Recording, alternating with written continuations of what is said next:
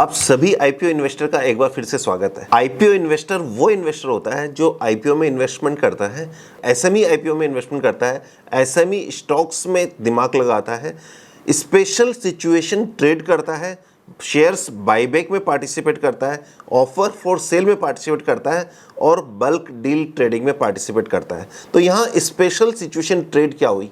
कोई भी ट्रेड किसी भी स्टॉक्स में या किसी भी सेक्टर में कभी भी कोई स्पेशल कारण के कारण प्राइस में कुछ मिसमैच आ जाए या प्राइस टूट जाए या ऐसा लगे कि ये स्टॉक आगे बेटर प्राइस में बिक सकता हो, इस तरह की, वो सिर्फ फंडामेंटल रीजन नहीं होना चाहिए बल्कि कोई टेक्निकल रीजन होना चाहिए। टेक्निकल में टेक्निकल एनालिसिस वाली बात नहीं कर रहा हूँ, बल्कि ऐसा कोई रीजन होना चाहिए कि आपको ये लगता हो कि इसमें आर्बिट्राज अपॉर्चुनिटी अवेलेबल है, तो वो इस तरह का जो काम करता है उसे मैं कहता हूं आईपीओ इन्वेस्टर। तो अभी रिसेंटली आपने एक नाम सुना होगा, होल्डिंग कंपनीज। जी हां, रिसेंटली सेबी भी होल्डिंग कंपनी से रिलेटेड एक रूल्स लेके आई है। तो आइए जानते हैं इसके पीछे का बैकअप क्या है और इसके पीछे का प्लान क्या है और इससे एक आईपीओ इन्वेस्टर किस तरह से पैसा अर्न कर सकता है, इसी बारे में डिटेल से बात करेंगे। और हाँ, यदि चैनल को सब्सक्राइब नहीं किया तो कर लीजिए, क्योंकि जिस तरह का कंटेंट मैं लेके आ रहा हूँ उस तरह का कंटेंट आपको शायद कोई भी इन्फ्लुएंसर लेके नहीं आ रहा होगा। तो आइए बात करते हैं होल्डिंग कंपनी के बारे में।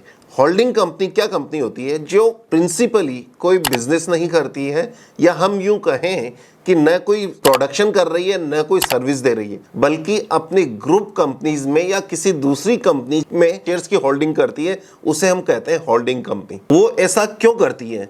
क्योंकि कोई भी कंपनी हो वो चाहती है कि मैक्सिमम राइट्स या 51% राइट किसी भी कंपनी में उसके पास या उसकी ग्रुप कंपनीज के पास हो, जिससे कभी भी कोई भी डिसीजन लेना हो तो वो 51% राइट्स को इस्तेमाल करते हुए कोई भी डिसीजन ले सकें।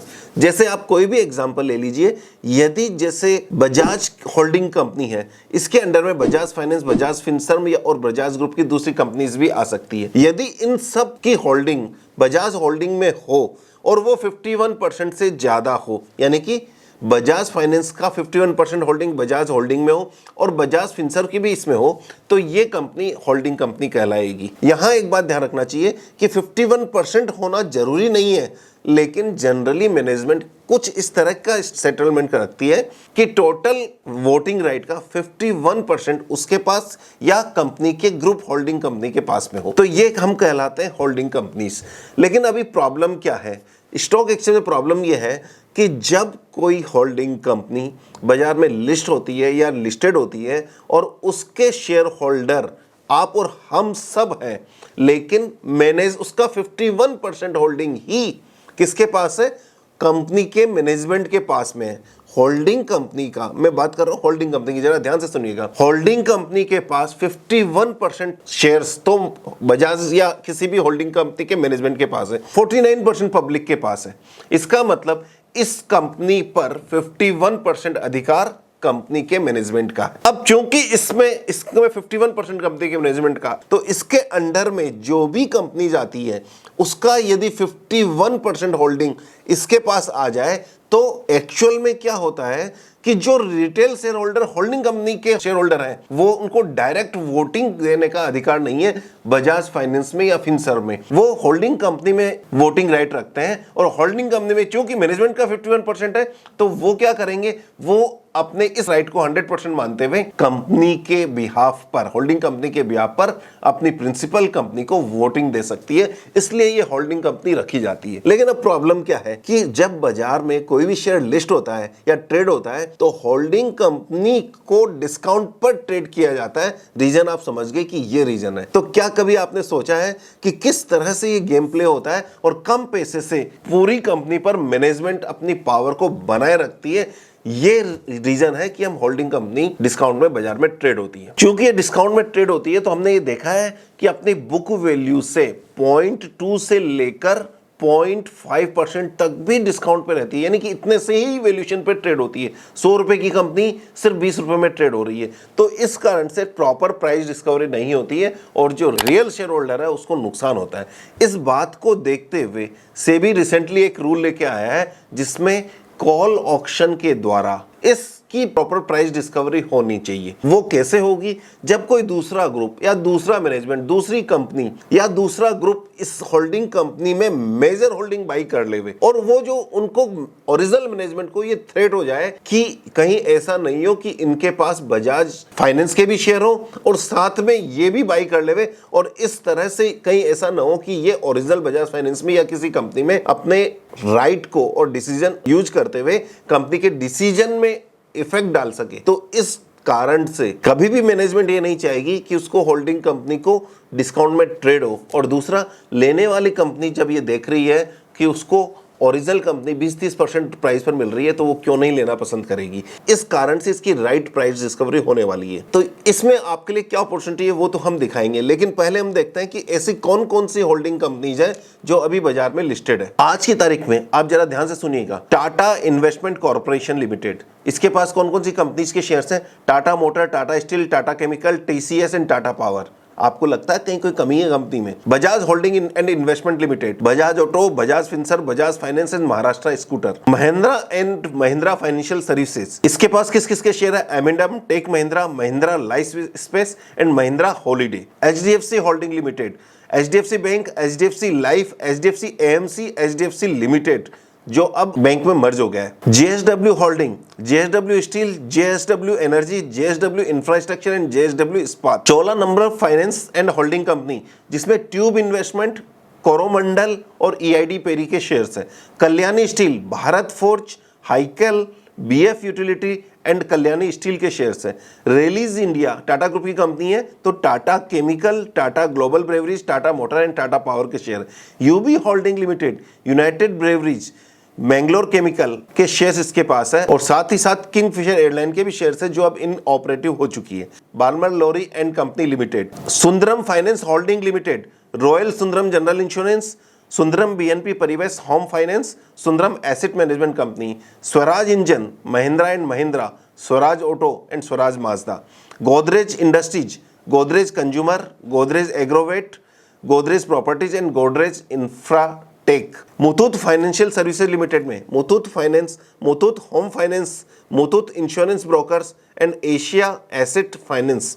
जुआरी industries, Zuari agrochemical, Zuari global and advantage group companies. तो इस तरह से आप क्या देख रहे हैं कि एक ग्रुप कंपनीज की होल्डिंग कंपनी में कई ग्रुप कंपनीज होती हैं। तो अब सेबी इसके लिए क्या रूल लेके आई है और हम उसको किस तरह से यूज कर सकते हैं, इस पे हम बात करते हैं। तो सबसे पहले 3 क्राइटेरिया, 4 क्राइटेरिया मीट होने चाहिए जिससे उस कंपनी को होल्डिंग कंपनी माना जाएगा। तो इसमें 3 बेसिक क्राइटेरिया है। Number 1, the holding company should have been listed and available for trading for at least 1 year। यानी कि होल्डिंग कंपनी जो है वो पिछले 1 साल से कम स्टॉक मार्केट में ट्रेड हो रही हो और साथ में डीलिस्ट नहीं हुई हो, यानी कि जो होल्डिंग कंपनी है वो 1 साल से ट्रेड हो रही हो। नंबर दूसरी कंडीशन, होल्डिंग कंपनी उसे ही माना जाएगा जिसके पास 50% या इससे ज्यादा होल्डिंग के कारण इन्वेस्टमेंट हो, न कि रियल बिजनेस के कारण।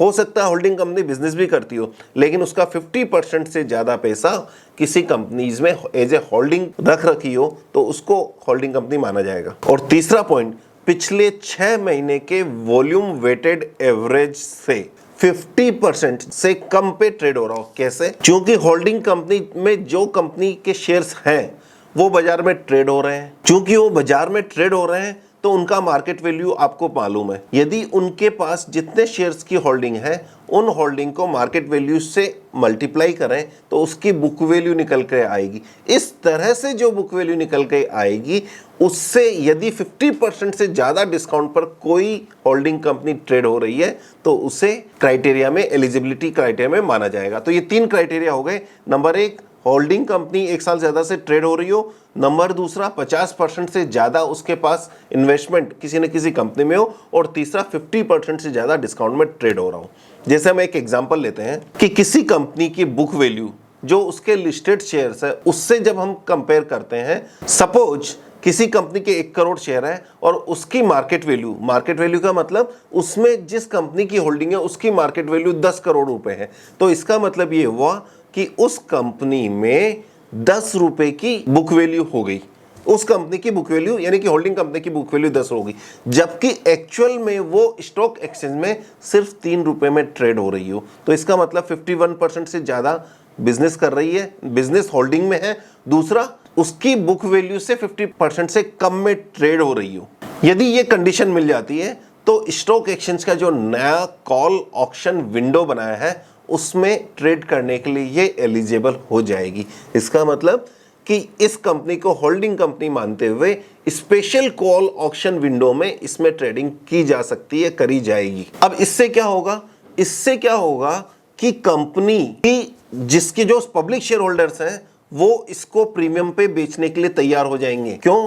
क्योंकि आज तो 30 पैसे पे ट्रेड हो रही है, लेकिन जब कॉल ऑक्शन में जब जाएगा तो वो किसी भी भाव में बेचा जा सकता है। जो आज 30 पैसे लगा रहा है, या इस हमारे एग्जाम्पल में यदि 3 रुपए का शेयर वो 9 रुपए में, 8 रुपए में या 7 रुपए में कहीं भी बेच सकता है। और यदि वो बेचने में फीडिंग लगाता है और कोई बड़ा ग्रुप उसको बाई करता है तो वो उसका प्रीमियम दे सकता है, क्योंकि वो 3 रुपए वाला 6 रुपए 7 रुपए में भी उसको मिल जाए तो भी उसको फायदा है। यदि इस तरह का कॉल ऑक्शन होता है तो यहाँ एक सबसे बड़ी जो स्टॉक एक्सचेंज में आज दिक्कत आती है उसकी 2 प्रॉब्लम है। नंबर 1 कि वॉल्यूम नहीं मिलता है। आज यदि कोई कंपनी चाहे कि मैं बाई कर लेता हूं, 3 रुपए ही चल रहा है, मैं तो 6 7 8 तक भी बाई करता हूं, तो सर्किट लग जाएगा और उसमें ट्रेड बहुत ज्यादा नहीं हो पाएगी या उसको डिजायर्ड क्वांटिटी नहीं मिल पाएगी। तो डिजायर्ड क्वांटिटी कैसे मिलेगी? जब पर्टिकुलर डेट पर आप और हम जैसे सारे इन्वेस्टर को ये पता लग जाएगा कि ये चीज 3 रुपए वाली चीज 7 रुपए 8 रुपए में बिक सकती है, तो हम उस दिन सेल में सौदा लगाएंगे और उसी तरह से परचेजर भी उसको बाय में सौदा लगा के 7 8 9 10 जो भी प्राइस डिस्कवरी होगी उस पर ले सकती है। और यहां पर एडिशनल प्लस पॉइंट यह है कि इसमें कोई भी सर्किट लिमिट नहीं होगा। अदरवाइज क्या होता है, नॉर्मल केस में यदि कॉल ऑक्शन भी होता है या नॉर्मल ट्रेडिंग होती है तो 10-20% या 5% का सर्किट होता है। यहां कोई सर्किट लिमिट नहीं होगा, किसी भी भाव पर यह सौदा किया जा सकता है, जिससे इन्वेस्टर पहले दिन ही 3 रुपए वाली चीज 8-9 रुपए तक भी बेच सकती है। तो इस तरह से हमने क्या देखा कि पहला जो कॉल ऑक्शन होगा वो अक्टूबर में इनवाइट किया जाएगा और इन्वेस्टर को अपनी होल्डिंग्स को, अपने शेयर्स को प्रीमियम पर बेचने का चांस मिल जाएगा। दूसरी बात यह है कि यदि पहला कॉल ऑक्शन फेल हो गया तो वो दूसरा कॉल ऑक्शन भी कंडक्ट किया जा सकता है। तो यहां इन्वेस्टर के लिए ऑप्शन क्या है कि वो कंपनीज बाई करके आज ही रख लेवे जो काफ़ी डिस्काउंट में चल रही है, और यदि उस कंपनी में कोई दूसरा ग्रुप या कोई दूसरा बड़ा एचएनआई इन्वेस्टमेंट में इंटरेस्टेड होगा तो आपका पैसा एटलीस्ट डबल हो सकता है। यदि आपकी कंपनी 0.3x पर, 0.4x पर या 0.5x इससे नीचे भी ट्रेड हो रही है तो प्रोबेबिलिटी है कि आपको उसका अच्छा रिटर्न मिल जाए। अब हम देखते हैं कि ऐसी कौन कौन सी कंपनीज हैं जो अपने बुक वैल्यू से नीचे ट्रेड हो रही है। तो आप इसमें मान लीजिए Pilani investment, Kalyani Steel, Vardhman Holding, Bombay Burmah Trading Company, Sumit Securities, Maharashtra Scooter, JSW Holding इसके एग्जाम्पल है। तो इनमें से आपको पहले स्टडी करना है कि क्या इनमें होल्डिंग किस कंपनीज की है और क्या वो सारी कंपनी लिस्टेड हैं क्या, और लिस्टेड है तो उनकी बुक वैल्यू क्या होती है और उस बुक वैल्यू के हिसाब से इसकी वैल्यू क्या बनती है। ये तो हो गई बेसिक बात। अब एक बात और जो आपके लिए सबसे इंपॉर्टेंट है कि क्या आपको ऐसा लगता है कि रिलायंस इंडस्ट्रीज भी एक होल्डिंग कंपनी है? रिलायंस इंडस्ट्रीज में रिलायंस जियो के शेयर है, ऑयल रिफाइनरी बिजनेस में रिलायंस है और साथ में रिलायंस रिटेल के शेयर्स है। आपको नहीं लगता कि ये शेयर है? क्या आपको नहीं लगता कि ये 1 साल से लिस्टेड है? क्या आपको लगता है कि ये अपने होल्डिंग प्राइस से डिस्काउंट में चल रही है? यदि रिलायंस रिटेल का शेयर लिस्ट हो जावे और रिलायंस ऑयल एंड गैस का शेयर लिस्ट हो जावे तो आप सोचिए कि रिलायंस जियो पहले से लिस्टेड है, रिटेल लिस्ट हो सकता है, ऑयल एंड गैस लिस्ट हो सकता है, तो रिलायंस तो क्या रह गई? सिर्फ होल्डिंग कंपनी रह जाएगी। और यदि ऐसी रह जाएगी तो रिलायंस पिछले 1 साल से ट्रेड भी हो रहा है, तो क्या इसका बेनिफिट मोटा भाई को हो सकता है? क्या वो वर्ल्ड के रिचेस्ट पर्सन बन सकते हैं सिर्फ इस एक रूल से? मैं जानना चाहता हूं आपसे और साथ में जानना चाहता हूं कि इस तरह का बेनिफिट और किस कंपनीज में मिल सकता है, वो जरा सोच के बताइए और कमेंट में टेक्स्ट कीजिएगा। हो सकता है कि हम उसको स्टडी करके आपके सामने लेके आए। लेकिन कुल मिलाकर ये एक बहुत ज़बरदस्त मूव है जिसमें न सिर्फ मुकेश भैया को फ़ायदा होगा बल्कि आपको भी फ़ायदा हो सकता है। बस जुड़े रहिए इस चैनल के साथ में। मैं नेक्स्ट वीडियो रिलायंस पे ही लेके आऊँगा जिसमें वो किस तरह से इसमें बेनिफिट लेंगे या रिलायंस इसमें क्या करने वाला है, ये जानने के लिए जस्ट ट्यून कर लीजिए और इस चैनल को सब्सक्राइब कर लीजिए, लाइक कर लीजिए, व्हाट्सएप चैनल ज्वाइन कर लीजिए क्योंकि सारा टेक्स्ट कंटेंट वहीं सबसे पहले डिलीवर किया जाता है। मिलते हैं नेक्स्ट वीडियो में, तब तक के लिए happy investing. Thank you very much.